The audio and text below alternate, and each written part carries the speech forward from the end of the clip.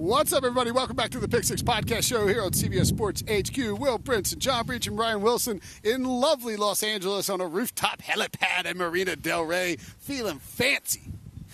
Huh? Am I right? Let's talk about some Bengals props. We're going to go with... No? Not feeling fancy? Yeah, I'm feeling pretty fancy. Okay. Wilson always feels fancy, though. You know, this is nothing new for him. This is the Wilson lifestyle, and we're getting to live it for the first time. Yeah, this is how Wilson shovels snow 70% of his life. This ain't the Wilson lifestyle. Let's talk some Bengals player props. We did some Rams player props in the last segment. If my wife figured out how to turn on CBS Sports HQ on our smart TV, which is easy to do, so it's on the home button. Hi, honey. Hi, Robbie. But Wilson, give me your favorite Bengals player prop.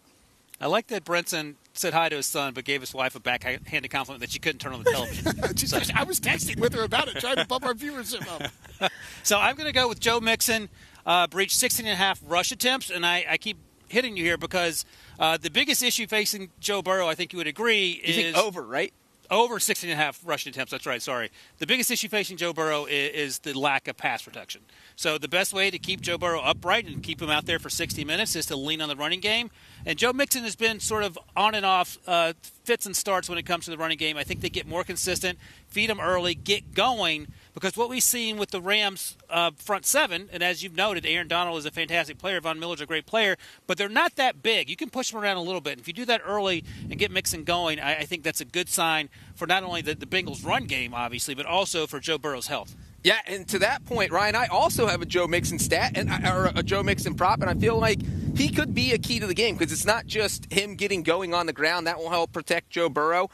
Mine is Joe Mixon over 25.5 receiving yards. He has gone over that number in 5 straight games. And what we've seen from Joe Burrow is he's fine hitting his check down guy now. He is fine going to his outlet guy, and a lot of times that has been Joe Mixon. And if Aaron Donald is in there in 0.5 seconds, he's only going to have time to throw it to Joe Mixon. And so Joe Mixon's receiving numbers, his reception numbers, those have been going up over the past 5 to 7 weeks. And so, I mean, I think he has to get at least 30, 40 receiving yards and go. That would put him way over the 25.5. I actually like that under, but I'm What? not going to throw it in your face. I just don't think. Oh, my God. I like the Mixon under on receiving yards. The other prop I like is the Do over. you like losing money? What's that? You like losing money? Oh, you want to bet it straight up? Right here on the podcast? Yeah, there you go.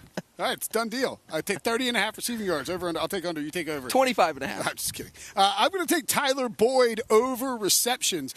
You talk about how Joe Burrow having to get the ball out of his hands quickly with Joe Mixon. Entirely true. I think what you're going to see, what we saw when C.J. Uzomah went down, and if C.J. Uzomah is back, maybe then you're a little concerned about the Boyd receptions.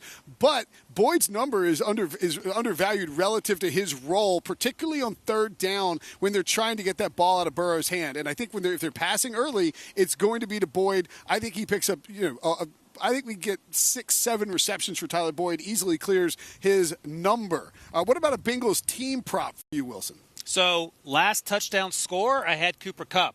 This is going to be an exciting game, Breach. You're going to be in the edge of your seat. You're not going to believe it. Last Bengals play of the game overall, a Bengals field goal, plus 400. What? So this is a clear case of Stockholm Syndrome. Zach Taylor's cutting it 31. He was cutting it to 31-10. or is this a Matt LaFleur situation where it's 30-22 and he's cutting an 8-point lead to 5? Yes, he has money on the game. No, this is for the chance to win the game. I was going to say I'm a victim of Stockholm Syndrome. You've talked me into this kicker situation. I'm all in, even if I'm not fully on board with it. I'm the biggest Jim Breach fan on the set. So I'm going to go Evan McPherson, last play of the game. And Jim Breach likes you better, too. Yes, that's true. Bengals field goal. Yeah, you know what, Wilson? I'm glad you used that prop. I stayed away from the field goal props because I figured I had brainwashed you enough to pick one. I'm glad you did.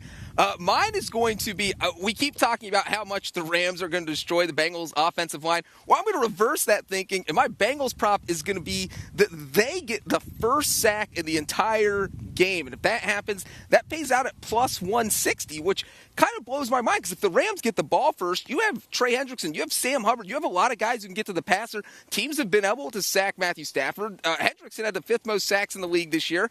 And so you get that one sack on that first drive, you win that prop, and that's a high plus money prop for just getting one sack. Man, you are either going to go out in flames with these props or win a bunch of money with these Bengals heavy props. I will take, I mentioned it when I was talking about the Rams and their first quarter line. Rams minus a half a point in the first quarter. I think they start out faster. I do think while a Rams lead in the second half would be fine for the Rams because McVay's had such success when he's leading at halftime, that the Bengals' third quarter line, they are plus a half a point, I believe, in the third quarter. If it's minus a half a point, my apologies. I don't care. I think they're going to win the third quarter either way. Cincinnati's done a really good job of adjusting at halftime, and I think in the way that I picture this game playing out is the Rams having a lead at halftime and the Bengals having to be a little more aggressive on offense, and you'll see Sean McVay be a little more conservative on offense in that third quarter, which sets up nicely for the Rams to win that spot. How about first Bengals touchdown score, Brian Wilson? So this relates to my earlier prop. I'm going to stay with Joe Mixon. I said over the 16.5 rushing attempts.